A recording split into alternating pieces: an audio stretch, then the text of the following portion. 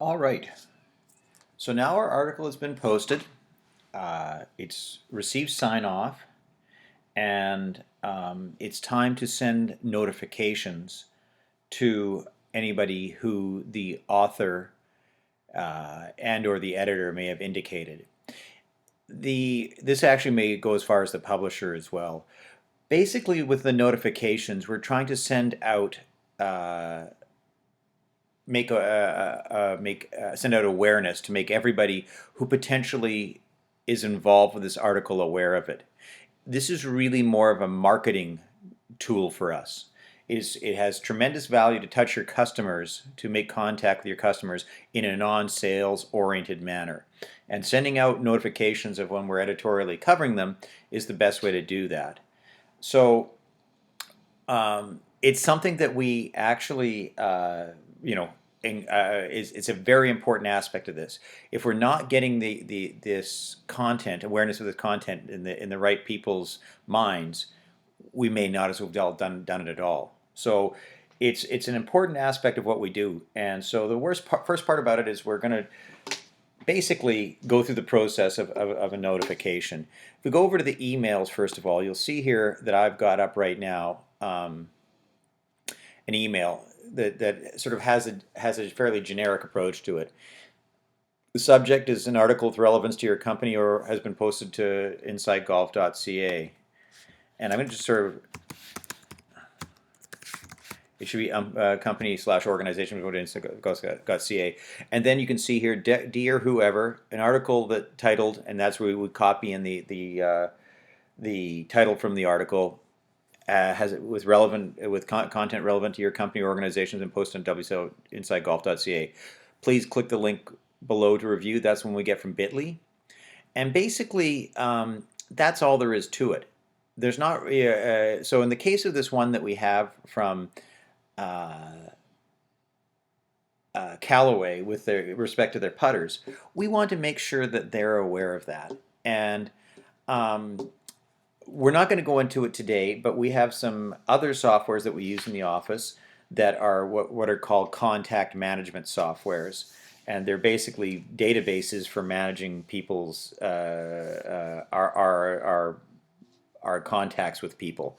And for the moment, that contact should come to you, not from you. So in a sense, we'll give you the contact information that comes to the person who's putting the articles up and then sending out this notification of it.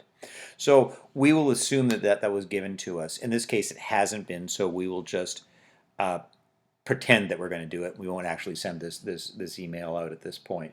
So the first thing that we need to get here is, if we had the contact information, we'd fill that in here with the person's name. We'd put the contact information for the article, so we'd go over here to the article that we still have up on the screen, Odyssey's new arm lock putters, so we'd copy that. Now, if you have any confusion factor, sometimes your email, if I paste this in here, watch what happens. You see, it's carrying a lot of formatting with it. And there's two ways to deal with this. Generally, if you're in a PC, we're going to have to come up with another way to do it. But you have to, what's called, this is the same thing as when we open an article and we paste that text into, paste as plain text. That's something we have to do, and not all, there's lots of different ways to strip out formatting. In the Mac world, text edit is one way to do it. So I can just go in there, paste this in, and it strips out all the formatting, and then when I put it in here, lo and behold, it's gone. It's not that red text anymore. It's just the same as everything else in this. So that's the way we're going to do it. In PC, there are other softwares ways to do this, and we will discuss those. I don't have them in front of me right now, but they are available. So the other thing that we need here is also the address from here. So we'll go back down here. Remember, we clicked on this I. If you click on this I in our where we pasted our long URL address and turned it into a short one, and then I click on that, and then we copy it, come back over here, and remember it came in with this formatting too. So if we paste it like that, oh, it's wrong again. It's still got that formatting. So I prefer that we didn't have that. And remember in the last email we sent out in the previous tutorial, we just let it go. But I really would prefer that we had stripped all formatting out of emails. It's important because it it doesn't necessarily, you see, it's dependent upon the person's who's receiving the email, their email program, how it shows up. Just because it looks one way in one person's email software does not mean it's going to look the same in somebody else's.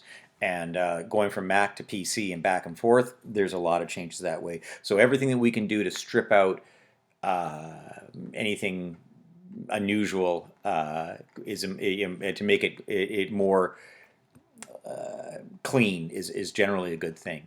So this is sort of got what we want here. If I was going to touch this up a bit, it's certainly not. I would go bold and so that it stands out a bit more. That's probably a good thing too. So I'll probably leave that like that. From this point on, even when I save the template, I'm going to do it this way for you guys when you paste it in. We'll just leave that like that. So it's like that.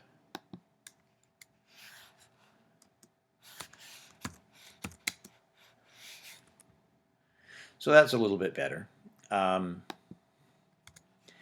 That's probably a smart way to do this. So this all looks pretty clean here. So if this was correct, then we would send it off to the person from Callaway and Astoria. It's just an email and off it goes, and our responsibility ends. That sort of covers sending out a notification. There's really not too much more to it. It's fairly simple. The next thing we're going to do in the next piece is how to send out to post to our secondary locations. That's an important aspect of what we do, and it will be the completion of our posting tutorials. So we'll end this one now, and then we'll come back with the final one, which is posting to secondary locations.